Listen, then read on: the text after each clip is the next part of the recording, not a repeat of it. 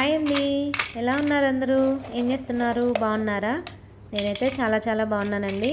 మీరు కూడా బాగున్నారని, బాగుండాలని మనస్ఫూర్తిగా కోరుకుంటున్నాను.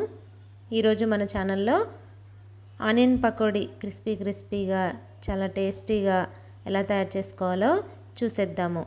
ఈ వర్షాకాలంలో చల్లగా ఉంటుంది కదండి వాతావరణం. అలాంటప్పుడు వేడివేడిగా ఇలా పకోడీ వేసుకొని తింటే చాలా బాగుంటుందన్నమాట. అందులో పకోడీ కూడా మెత్తగా రాకుండా క్రిస్పీగా క్రంచీగా ఎలా తయారు చేసుకోవాలో చూసేద్దాము. వీడియో అయితే చివరి వరకు చూడండి. నచ్చితే తప్పకుండా లైక్ చేయండి. నా ఛానల్ని ఎవరైనా ఫస్ట్ టైం చూస్తున్నట్లయితే సబ్స్క్రైబ్ చేసుకొని సపోర్ట్ చేయండి.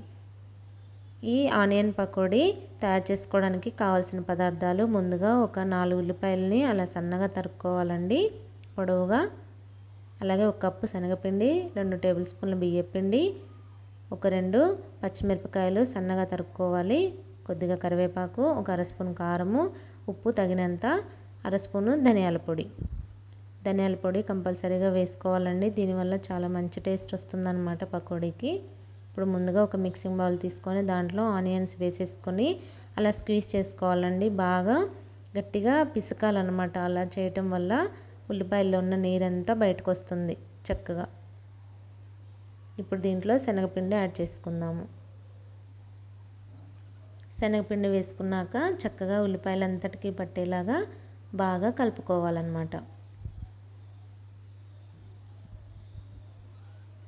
అన్నీ ఒకసారి వేయకూడదండి, ఒక్కొక్కటి యాడ్ చేసుకుంటూ కలుపుకోవాలి. అప్పుడే అన్ని ఉల్లిపాయ ముక్కలకి అన్నీ సరిగ్గా పడతాయన్నమాట.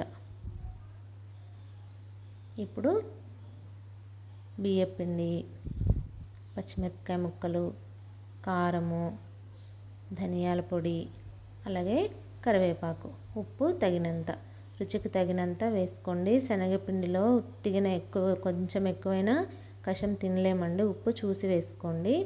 ఇలా అన్నీ వేసుకున్న తర్వాత ఒకసారి బాగా కలుపుకొని వాటర్ కొంచెంగా యాడ్ చేసుకోవాలండి. ఒక్కసారి ఎక్కువ వేసుకోవద్దు, మరీ పల్చగా మరీ గట్టిగా కాకుండా అలా చక్కగా పిసుక్కుంటూ కలుపుకోవాలన్నమాట. ఇది పక్కకు పెట్టేసుకొని ఆయిల్ డీప్ ఫ్రైకి పెట్టేసుకోవాలండి. వేడయిందో లేదో చూడటానికి కొంచెం వేసి చూసుకొని వేడయ్యాక ఇలా పకోడీ పిండిని కొద్దిగా వేసుకుంటూ వేళ్ళతో చక్కగా ఫ్రై చేసుకోవాలన్నమాట. గోల్డెన్ బ్రౌన్ కలర్ వచ్చే వరకు ఫ్రై చేసుకోవాలి. పిండి కూడా ఒక్కచోటే ముద్దల్లాగా వేసుకోకూడదండి. కొద్దిగా తీసుకుంటూ వేళ్ళతో చక్కగా వేసుకోవాలి. ఇప్పుడు గోల్డెన్ బ్రౌన్ కలర్ వచ్చే వరకు ఫ్రై చేసుకొని చూసారు కదండి, చక్కగా వేగిపోయినాయి. ఇప్పుడు ఈ కలర్ ఉన్నప్పుడు తీసేసుకోవాలండి. మరీ ఎక్కువసేపు ఉంటే మాడిపోతాయి. ఇలా ఉన్నప్పుడు తీసేసుకుంటే బయటికి తీసాక వేరే కొంచెం కలర్ వస్తాయి అన్నమాట. ఇలా కొద్దిగా తీసేసుకొని మళ్ళీ ఉన్న పిండిని కూడా అలాగే వేసుకోవాలన్నమాట. మొత్తం పిండి అంతటిని ఇలా ఆయిల్లో డీప్ ఫ్రై చేసేసుకుంటే ఎంతో టేస్టీ పకోడీ అయితే రెడీ అయిపోతుందండి.